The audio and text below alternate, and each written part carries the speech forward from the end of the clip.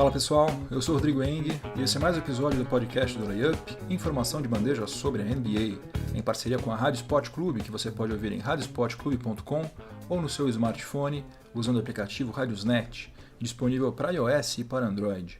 Esse é o episódio número 116 do podcast do Layup e os assuntos de hoje serão os seguintes. No primeiro período vou falar sobre a lista dos motivos que fizeram Jimmy Butler pedir para ser negociado e que acabaram deixando o Minnesota Timberwolves e o Tom Thibodeau em uma situação delicadíssima. No segundo período eu vou continuar falando sobre o Jimmy Butler, mas vou passar a abordar os possíveis destinos do ala armador, né? E pelo que parece ele tem mais interesse em ser negociado com o Los Angeles Clippers, onde em tese ele vai poder se reunir com uma outra estrela em 2019. No intervalo, no quadro ENEM da NBA, 3 questões sobre o Charlotte Hornets. No terceiro período, eu vou falar sobre o Mark Cuban, que com uma boa dose de cara de pau, alguns milhões de dólares, ele conseguiu se livrar, sem maiores consequências, daquele grave escândalo revelado em fevereiro desse ano no front office do Dallas Mavericks. E no quarto e último período, o assunto vai ser o contrato de patrocínio que o Portland Trail Blazers assinou recentemente com a BioFreeze, fazendo com que a franquia lá do Oregon se tornasse a 24ª franquia da NBA a ter um patrocinador de camisa. E, curiosamente, essa mesma BioFreeze também assinou um contrato de patrocínio com o Damian Lillard, que é a principal estrela do Portland Trail Blazers, que pode ser um ótimo sinal para a franquia. Então, chega de delongas, vamos ao que interessa, o podcast do Layup está no ar. Se você não leu a matéria que eu publiquei ontem no layup.com.br, eu vou começar esse episódio aqui com um resuminho do que aconteceu até agora. No começo da semana, vazou a informação de que o Jimmy Butler tinha agendado uma reunião com o Tom Thibodeau, que é o técnico e é o presidente das operações de basquete do Minnesota Timberwolves. A coisa já não parecia nada boa e ficou ainda pior quando foi noticiado que a reunião não seria em Minneapolis, que é a sede do Minnesota Timberwolves, mas sim em Los Angeles. Ou seja, Jimmy Butler fez o Tibbs pegar um voo de 4 horas para ter essa conversa aí, o que já mostrou quem estava no controle da situação. Aí, nesse meio tempo, surgiu também a informação de que a extensão contratual do Karl-Anthony Towns só seria discutida depois que Jimmy Butler e Tom Thibodeau acertassem os ponteiros. Naquela altura, parecia que uma coisa dependia da outra exclusivamente por causa da grana, mas depois a gente ficou sabendo que o problema não era só esse. A reunião aconteceu na terça-feira e em seguida o Shams Charania e o Adrian Wojnarowski noticiaram que o Jimmy Butler não quer mais jogar no Minnesota Timberwolves e pediu para o Tom Thibodeau para ser negociado, para ser trocado. Mais do que isso, ele disse expressamente que ele tem interesse em defender New York Knicks, ou Brooklyn Nets, ou Los Angeles Clippers. O que ele fez foi basicamente o seguinte, ele sinalizou para essas 3 franquias que se elas acertarem uma troca com o Wolves, elas têm grandes chances de renovarem o seu contrato em julho de 2019, quando ele vai ser um free agent. E isso é bastante importante porque Jimmy Butler só tem mais um ano de contrato e dificilmente algum time vai ceder ativos relevantes, seja jogadores ou picks, para contratar alguém que vai bater as asas no ano que vem. E por que Jimmy Butler mencionou especificamente Knicks, Nets e Clippers? Porque essas são as franquias localizadas nos 2 principais centros comerciais lá dos Estados Unidos, que são Nova York e Los Angeles. As 3 também têm espaço suficiente para acomodar o contrato de 190 milhões de dólares em 5 anos que o Jimmy Butler pretende assinar no ano que vem. E nessas 3 franquias, em tese, ele tem condições de ser o protagonista, o chamado franchise player. E, aliás, esse aí, na verdade, é um dos pontos pelos quais Jimmy Butler está pedindo para sair do Minnesota Timberwolves, porque lá ele está tendo atrito diretamente com os outros 2 principais jogadores da franquia, que são o Andrew Wiggins e o Karl-Anthony Towns. O relacionamento entre Butler, Towns e Wiggins no Wolves não era nada bom, mas certamente piorou quando o Tom Thibodeau deu aquela extensão contratual no valor de 146 milhões de dólares para o Andrew Wiggins. Ali, Jimmy Butler percebeu que no Wolves, apesar de dentro de quadra ele ter sido o melhor jogador da franquia e o principal responsável pela melhor campanha nos últimos 14 anos, ele não ia conseguir o contrato pelo teto da NBA.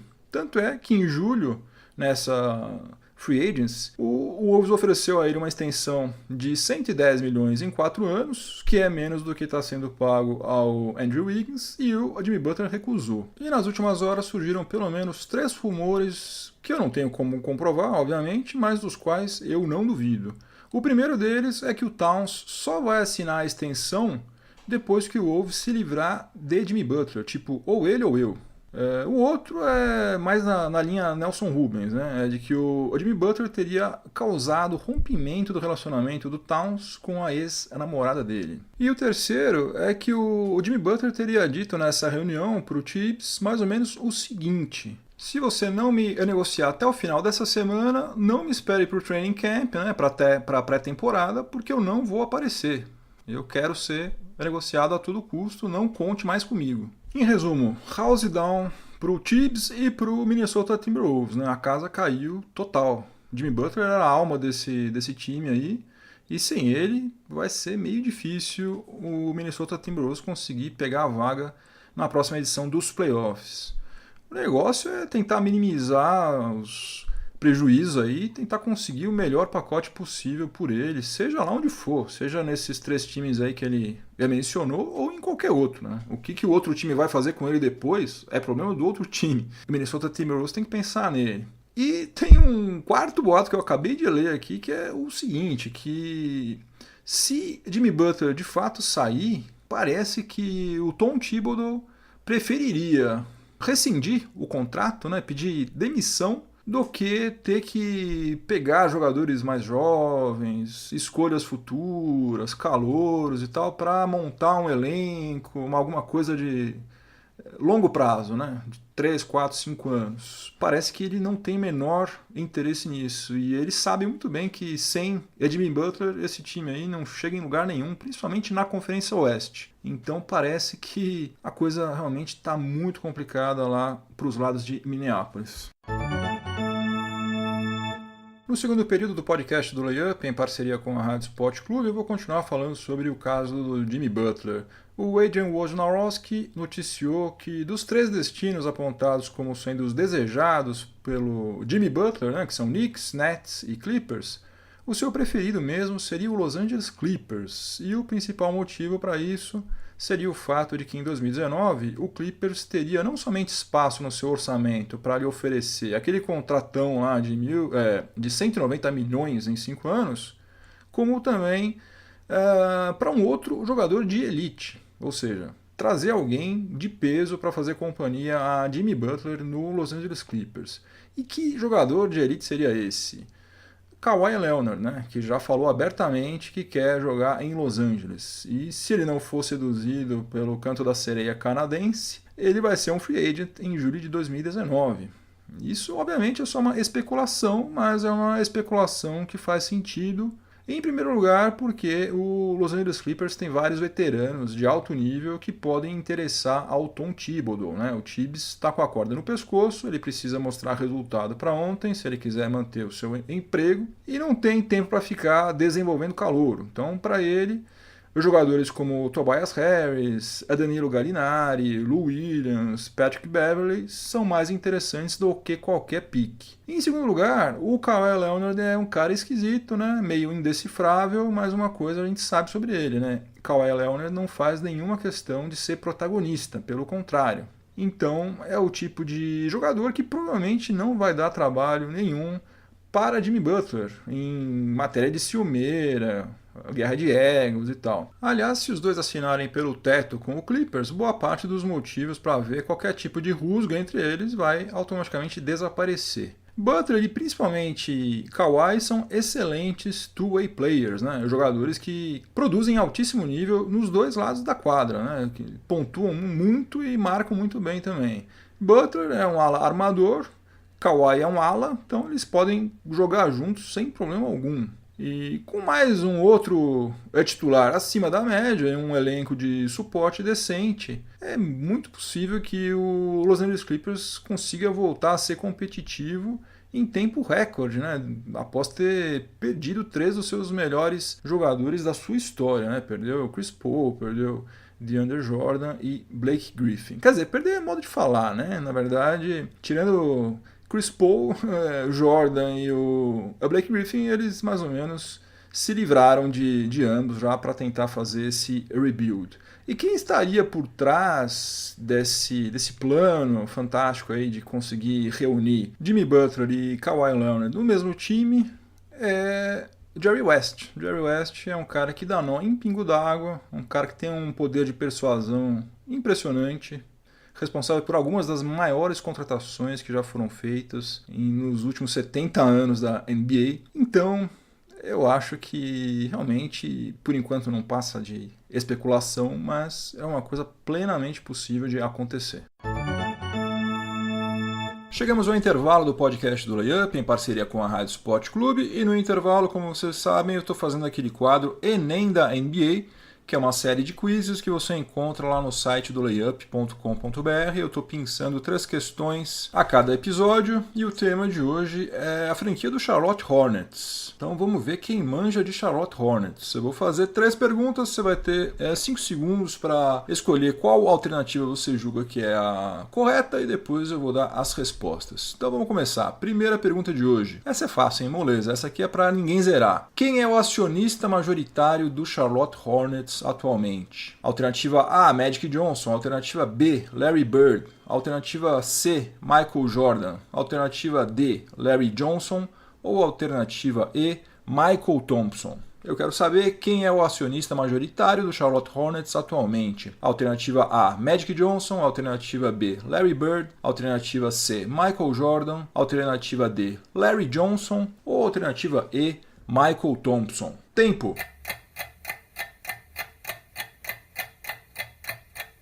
A alternativa correta era a alternativa C, Michael Jordan, né? Em março de 2010, o Michael Jordan adquiriu aproximadamente 90% das ações do Charlotte Hornets, fazendo com que ele se tornasse o acionista majoritário da franquia lá de North Carolina. Vamos passar para a segunda pergunta de hoje, segunda questão de hoje. Qual das marcas negativas abaixo foi registrada pelo Charlotte Hornets? Eu quero saber qual dessas marcas negativas foi registrada pelo Charlotte Hornets. Alternativa A, maior número de faltas cometidas em uma única temporada. Alternativa B, recorde de pontos sofridos em uma única partida. Alternativa C, menor pontuação em uma partida. Alternativa D, lances livres desperdiçados. E alternativa E, pior campanha na temporada regular. Eu quero saber, então, recapitulando tudo, qual das marcas negativas, dessas marcas que eu vou repetir agora, foi registrada pelo Charlotte Hornets. Alternativa A, maior número de faltas cometidas em uma única temporada. Alternativa B, recorde de pontos sofridos em uma única partida. Alternativa C, menor pontuação em uma partida. Alternativa E, lances livres desperdiçados. Ou alternativa E, pior campanha na temporada regular. Tempo.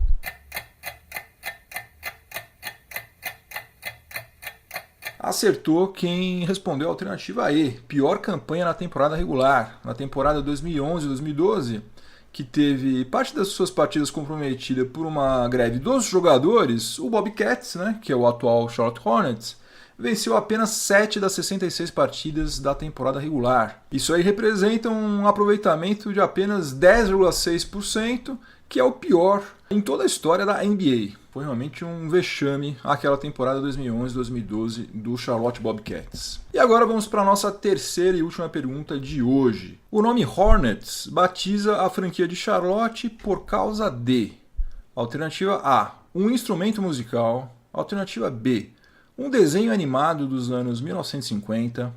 Alternativa C, um animal típico da região. Alternativa D, um ditado popular de North Carolina. Ou alternativa E, um fato histórico. Eu quero saber por que o Charlotte Hornets tem esse nome, por que ele se chama Hornets. E as alternativas são as seguintes. Alternativa A, por causa de um instrumento musical. Alternativa B, por causa de um desenho animado dos anos 1950. Alternativa C, por causa de um animal típico da região. Alternativa D, por causa de um ditado popular de North Carolina. Ou alternativa E, por causa de um fato histórico. Tempo.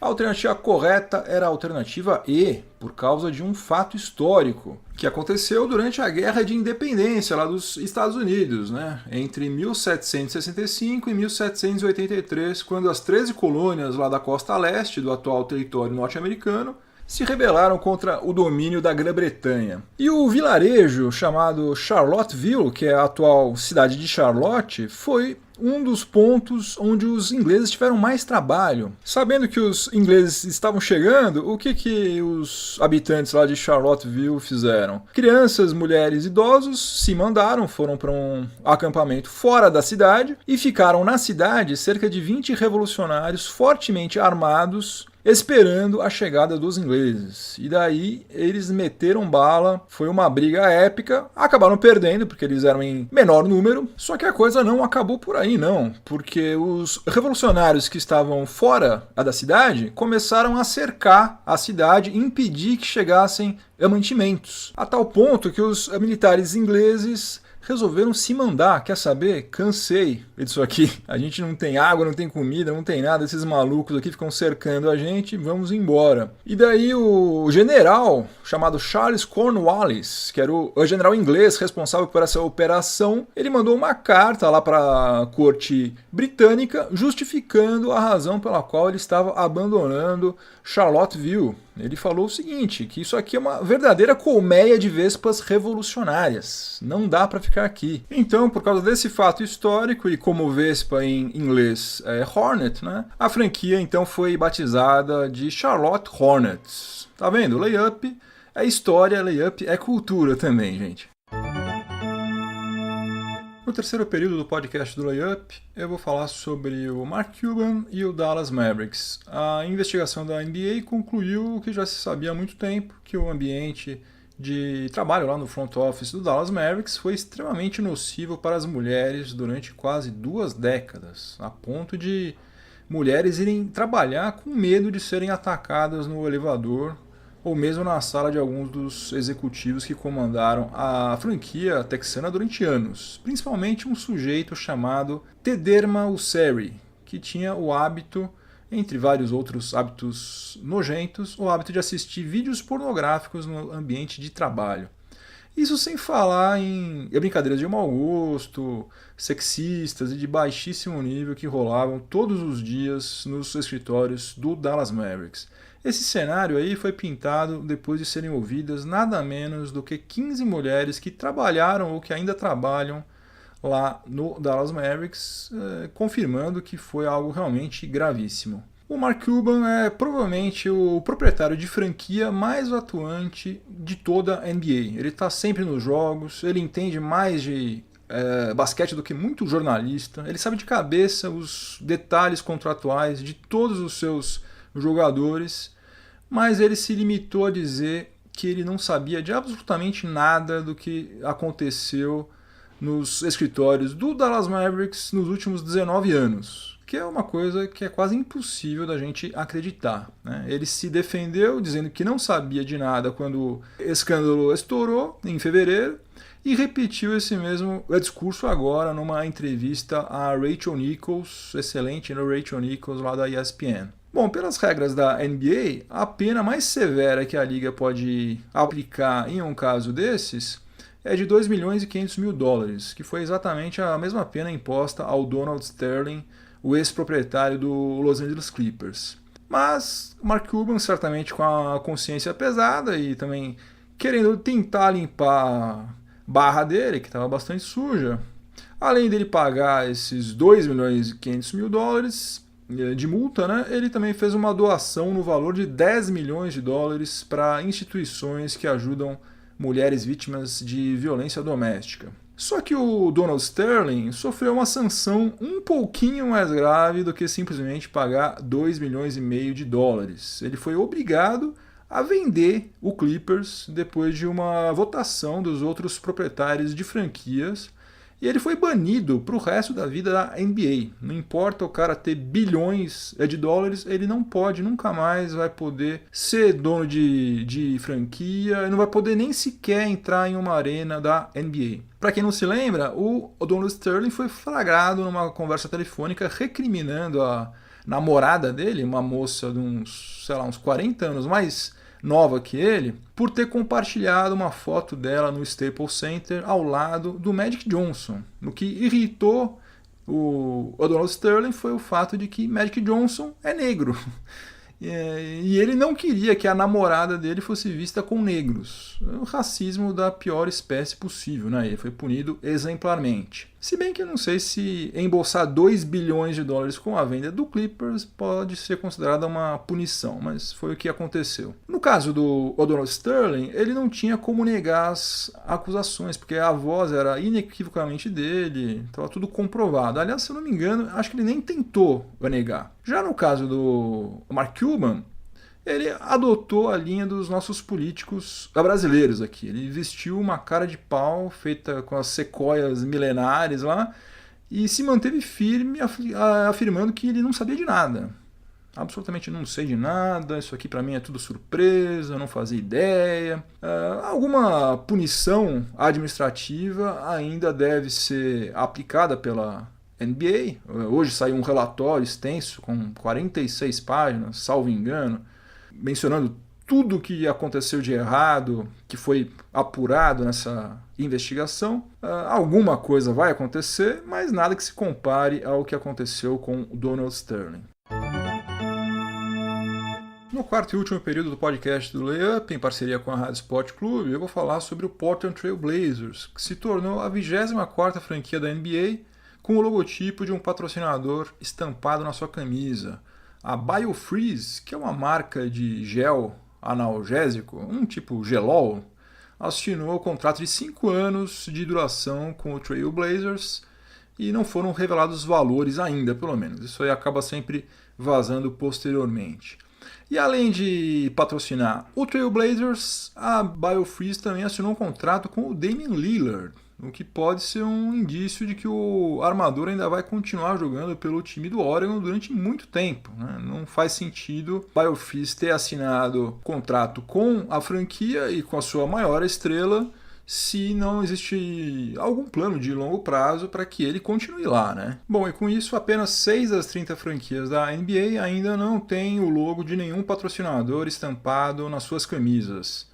São elas o Chicago Bulls, o Indiana Pacers, o Houston Rockets, Oklahoma City Thunder, Phoenix Suns e Washington Wizards. Inevitavelmente, todas elas, em algum momento, vão acabar assinando, porque é uma fonte de receita bastante interessante, principalmente se você pegar uma franquia como o Chicago Bulls ou como o Houston Rockets, que tem mercado grande. Bulls tem um mercado gigantesco, né? Chicago Bulls pode faturar uma grana preta com esse tipo de acerto, né? Devem estar esperando para que o time monte um elenco mais forte, consiga resultados melhores, porque daí, sem dúvida nenhuma, eles vão conseguir também valores mais elevados. Quanto ao Portland Trail Blazers, o único problema que eu vi em relação a esse logo aí da BioFreeze é que pelas imagens que foram divulgadas, ele tem detalhes em verde em 2 dos 3 uniformes que o Trail Blazers vai usar na próxima temporada. Sendo que, como vocês estão cansados de saber, verde não é uma das cores do Portland Trail Blazers. Isso aconteceu com a Infor, que é patrocinadora do Brooklyn Nets, né? Quando foi divulgado o contrato, soltaram imagens com o uniforme do Nets estampado com um logo em vermelho, né? Tava um negócio meio estranho. E depois eles acabaram abolindo a cor vermelha, ficou somente preto e branco. Até onde eu sei, pelo menos. Não sei se eu tô comendo bola aqui falando bobagem, mas eu nunca vi em quadra, pelo menos, ninguém do Nets usando uniforme com aquele logo vermelho. Então é bem provável que aconteça coisa semelhante no caso agora do Portland Trail Blazers. De todo modo, são mais alguns milhões de dólares que estão entrando para os cofres da NBA e também indiretamente para os bolsos dos jogadores. A propósito, saiu uma estimativa de que o teto salarial da liga vai subir para 109 milhões de dólares na temporada 2019-2020 e para 118 milhões de dólares em 2020 e 2021. Só que daí não vai ser por causa de contrato de patrocínio, e sim porque até lá as apostas já deverão estar regulamentadas lá nos Estados Unidos e Isso sim vai gerar uma receita ainda maior do que a receita gigantesca que a NBA possui. Game over, acabou mais um episódio do podcast do Layup. Substituí aquele sinal que parece sinal de escola, dá até um pouco de depressão, por esse game over aí que é mais simpático. E eu vou deixar aqui a minha trilha sonora para o final de semana, como eu sempre faço nos episódios que fecham a semana. E hoje eu vou recomendar uma música que se chama Take 5. É a terceira faixa do lado A do álbum Time Out, que foi lançado pelo The Dave Brubeck Quartet em dezembro de 1959. Como o nome da banda sugere, essa era a banda do Dave Brubeck. Dave Brubeck, um músico excepcional, fantástico, um dos grandes gênios musicais do século XX. Todo o álbum Time Out é maravilhoso, o disco inteiro é fantástico, mas se você não está muito acostumado a ouvir jazz, sugiro que você comece pela Take 5. Take 5 não tem como errar. Se você estiver ouvindo este episódio em alguma plataforma de podcast, por favor avalie positivamente o podcast do Layup para me dar uma força. Aliás, eu quero pedir uma outra coisa também. Por favor, perca uns 30 segundos para se inscrever no meu canal do YouTube, canal do Layup, que isso também vai me ajudar bastante. Mesmo que você não escute os episódios por lá, por favor, se inscreva que vai me ajudar muito. E se você estiver ouvindo na Rádio Sport Clube, continue sintonizado por aí que vem mais informação esportiva de qualidade na sequência. Um ótimo final de semana para todo mundo, muito juízo, voltem todos inteiras para casa. Semana que vem tem mais. Abração, tchau, tchau.